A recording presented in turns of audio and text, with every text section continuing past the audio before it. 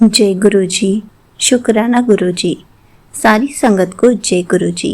संगत जी, जब एक सच्ची अरदास और दिल से निकला एक आंसू गुरु जी तक पहुंचता है तो कृपा बरसने से कोई नहीं रोक सकता। इसी पर एक आंटी जी का सत्संग सुनाती हूँ जिसमें उन्होंने इस बात को बहुत अच्छे से एक्सप्लेन किया है। ये सत्संग पूरा ज़रूर सुनिएगा, आपको बहुत अच्छे आंसर्स मिलेंगे। तो चलिए आंटी जी का सत्संग सुनाती हूँ। संगत जी, आंटी जी की ज़िंदगी भीड़ भाड़ भरे मोहल्ले में ज़िंदगी जैसे सिर्फ चल रही थी, जी नहीं रही थी। इस घर की खिड़की से अक्सर कोई चुपचाप बाहर देखा करता था, वो थी आंटी जी। लेकिन उनकी आंखों में कोई पुरानी पीड़ा साफ झलकती थी। वो ना किसी से ज़्यादा बात करती थी, ना मुस्कुराती थी, बस दिन रात काम में लगी रहती थी। माँ के इलाज, घर के खर्चे और खुद के टूटते मन को संभालने में। आंटी जी की माँ पिछले 2 साल से बिस्तर पर थी। एक के बाद एक बीमारी ने उन्हें कमज़ोर कर दिया था। डॉक्टर्स ने जवाब दे दिया था, बस दवाइयाँ चलती रहें, आराम मिलेगा। पर आराम था कहाँ। आंटी जी हर रोज़ रात को माँ के पैरों को सहलाते हुए सिर्फ एक ही प्रार्थना करती, हे भगवान, मेरी माँ को ठीक कर दो, मैं कुछ और नहीं मांगती। आंटी जी के घर पर गुरु जी का बहुत बड़ा स्वरूप लगा हुआ था, लेकिन वो गुरु जी की पूजा ही नहीं करती थी। उन्होंने बस गुरु जी का स्वरूप लगाया हुआ था, लेकिन गुरु जी की संगत बनना तो वो भूल ही गई थी। पर उस रात ऐसा हुआ कि आंटी जी की आंखों से एक आंसू माँ के पैरों पर गिरा और उसी क्षण उन्हें याद आया कि एक बार गुरु जी से अरदास करती हूँ, बस अब कुछ नहीं चाहिए, अब गुरु जी आप ही देख लो, अगर आप हो तो आप इन्हें संभाल लो, मैं हार चुकी हूँ। उस रात उनकी आंख लगी और पहली बार उन्होंने सपने में देखा एक महापुरुष सफ़ेद चोले में शांति से बैठे हुए। वो कुछ नहीं बोले, बस मुस्कुराए और हाथ उठाया। आंटी जी की नींद खुली और दिल में एक कंपन सा महसूस हुआ। अगले दिन सुबह आंटी जी की एक दूर की रिश्तेदार संगीता आंटी घर आई। उन्होंने दरवाजे पर आते ही कहा, बेटा, आज मैं तुझे किसी के पास ले जाऊंगी जो सिर्फ चमत्कार नहीं करते, तेरे सवालों का जवाब भी देते हैं। आंटी जी ने उदासी से मुस्कुरा कर कहा, अब किसी से मिलने की ताकत नहीं बची। संगीता आंटी ने धीरे से उसका हाथ थामा और कहा, बस चल तो सही, तूने गुरुजी का स्वरूप तो लगाया है, लेकिन गुरुजी को मानना तो तू भूल ही गई है। चल तुझे गुरुजी के बड़े मंदिर लेकर चलती हूँ, वहाँ तेरे जैसे हारे हुए इंसान की उम्मीद भी जाग जाती है। वो दिन रविवार था। संगीता आंटी जी को बड़े मंदिर लेकर गई और उन्होंने कहा, बस कुछ मांगना मत, गुरुजी के आगे शुक्राना करना और गुरुजी के आगे अपनी सारी बात रख देना। गुरुजी के बड़े मंदिर जाते ही आंटी जी की आंखों से इतने आंसू बहने लगे कि वो आंसुओं को रोक ही नहीं पाई। आंटी जी ने सोचा कि सब मुझे देखकर क्या सोच रहे होंगे, लेकिन संगीता आंटी जी ने कहा, जितना रोना है आज ही रो ले, क्योंकि यहाँ पर जो आकर रोता है गुरुजी उसकी झोली में सिर्फ खुशियाँ ही खुशियाँ डाल देते हैं, क्योंकि यहाँ बहुत संगत है जो सिर्फ अपना मन हल्का करने आती है। आंटी जी ने मन ही मन कहा, गुरुजी, मैंने बहुत बड़ी गलती कर दी, मेरे घर पर आपका इतना बड़ा स्वरूप लगा है, लेकिन आपकी मैं संगत ही नहीं बन पाई। अगर आप मुझे सपने में नहीं आते तो मैं आपको कैसे याद कर पाती। अब से मैं आपकी रोज़ पूजा करूँगी, बस आप मम्मी को ठीक कर दो। फिर आंटी जी को याद आया कि संगीता आंटी ने कहा था कि कुछ मांगना नहीं है, लेकिन आंटी जी तब भी मांग चुकी थी कि मेरी मम्मी को ठीक कर दो। फिर उन्होंने गुरुजी से कहा कि गुरुजी, मुझे पता है आपसे कभी कुछ मांगना नहीं चाहिए, आप सब कुछ खुद ही दे देते हो, लेकिन अभी मेरी माँ बहुत बीमार है, उनको आपकी बहुत ज़्यादा ज़रूरत है। मैं आपसे कुछ मांग नहीं रही हूँ, बस उनकी पीड़ा थोड़ी सी कम कर दो, वो बहुत दर्द में है। बाकी सब आप देख लो, मैं आपको सब कुछ समर्पित करती हूँ। सब कुछ आपने ही सही करना है।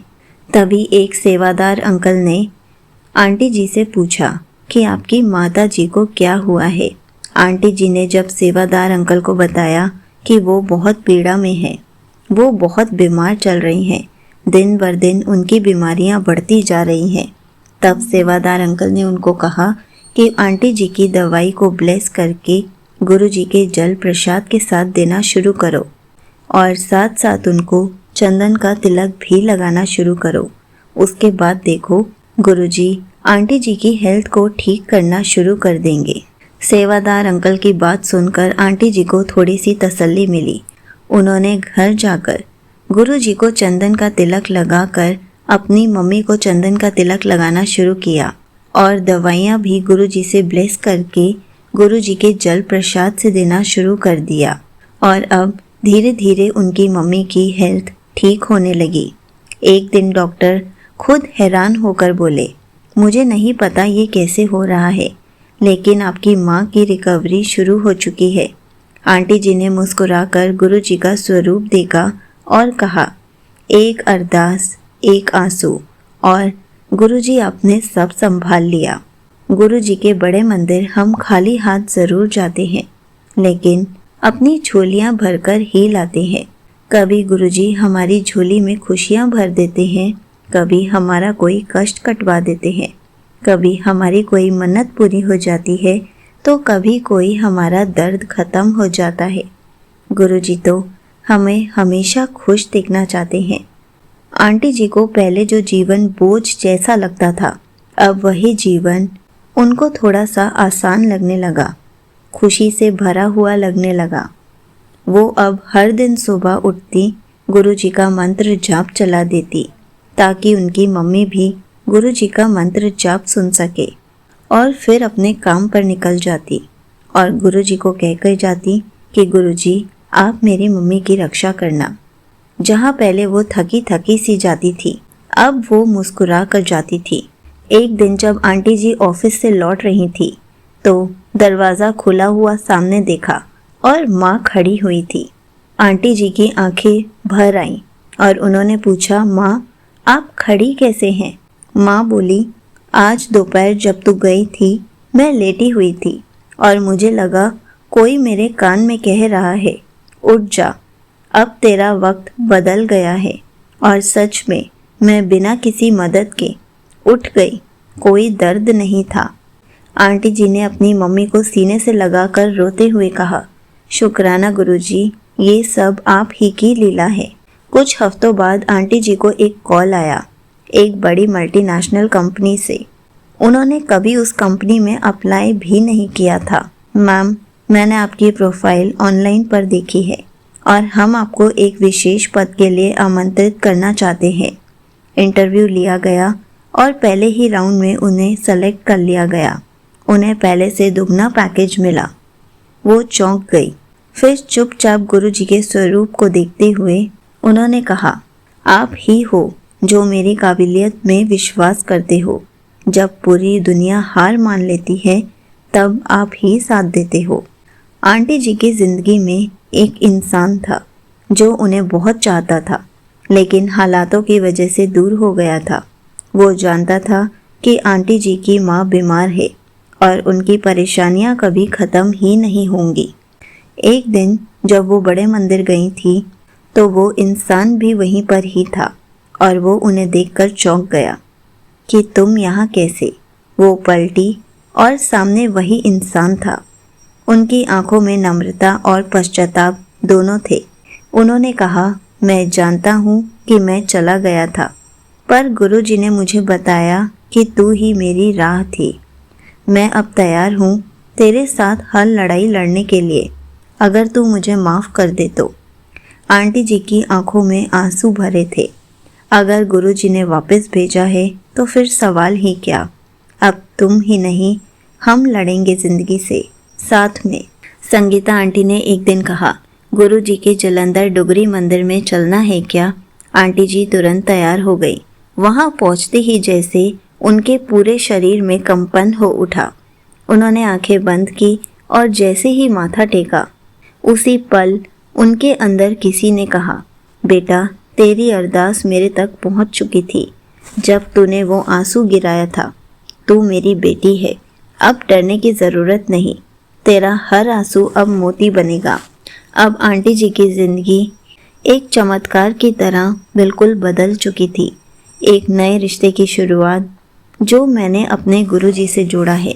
1 साल बीत चुका था उन पहले आंसुओं को। माँ अब स्वस्थ थी। अंकल जी उनकी लाइफ में दोबारा वापस आ चुके थे। आंटी जी को बहुत अच्छी नौकरी मिल चुकी थी। उनको most positive employee of the year का अवार्ड भी दिया गया था। और सबसे बड़ी बात, जब भी वो किसी को परेशान देखती थी तो वो गुरुजी के बारे में बिना सोचे समझे बताती थी, ये सोचकर कि अगर उनको भी एक बार गुरुजी के पास जाना होगा तो जाकर ज़रूर देखेंगे। लेकिन कभी वो किसी को भी फोर्स नहीं करती थी कि गुरुजी के दरबार जाओ या गुरुजी की संगत बनो। वो सिर्फ एक माध्यम बनकर गुरुजी की कॉलिंग उन तक पहुंचाती थी। बाकी जाना ना जाना उन लोगों का काम है। वो बस इतना ही बताती थी कि मेरी एक अरदास थी, मेरे आंसू बहे थे और फिर गुरुजी ने ऐसा आशीर्वाद बरसाया कि मेरी ज़िंदगी बदल गई थी। यहीं पर आंटी जी का सत्संग समाप्त होता है। संगत जी, देखा आपने, जब दिल से सच्ची अरदास निकलती है और हमारे आंसू सच्चे होते हैं तो वो गुरु जी तक ज़रूर पहुंचते हैं और गुरु जी अपनी कृपा उसी टाइम से बरसाना शुरू कर देते हैं, क्योंकि उस कृपा को बरसने से कोई नहीं रोक सकता। गुरु जी हमेशा हमें सुन रहे होते हैं, हमें बस विश्वास करना चाहिए। संगत जी, शुक्राना सबसे बड़ा पाठ है। हमारे आंसू कभी भी व्यर्थ नहीं जाते। संगत जी, हमें भी अपने मिरेकल्स के बारे में हर किसी को बताना चाहिए। अगर हमें अपने रिश्तेदारों में, आस पड़ोस में कभी कोई भी परेशान दिखे, दुखी दिखे या फिर उनको बहुत सारे रोग हों, तो हमें उनको गुरु जी के बारे में एक बार ज़रूर बताना चाहिए, क्योंकि जब हमारी लाइफ चेंज हो सकती है तो हम उन लोगों की लाइफ क्यों ना चेंज करें। उन लोगों को गुरु जी के बारे में बताकर उनको भी ब्लेसिंग्स क्यों ना दिलवाएं। आपको पता है, जब हम गुरु जी के बारे में बताते हैं और जब उनको ब्लेसिंग्स मिलती है, वो गुरु जी के दरबार जाते हैं, तो साथ साथ हमें भी ब्लेसिंग मिलती है, क्योंकि हमने उनको गुरु जी के गुरु परिवार का हिस्सा बनाया होता है। उनको उनके दुख दर्द दूर करने का रास्ता बताया होता है। उनकी लाइफ में खुशियाँ भरी होती हैं और वो हमारे माध्यम के थ्रू ही होता है, हमारे ज़रिए ही होता है। तो हमें भी ब्लेसिंग मिलती हैं और साथ साथ उनको भी ब्लेसिंग्स मिलती हैं। उनकी लाइफ में खुशियाँ आ जाती हैं और आपको डबल ब्लेसिंग मिलती है। इसलिए कभी भी ऐसी डबल ब्लेसिंग लेने के लिए मौका नहीं छोड़ना चाहिए। ऐसे मौके हमें बार बार नहीं मिलते। जय गुरु जी, शुक्राना गुरु जी।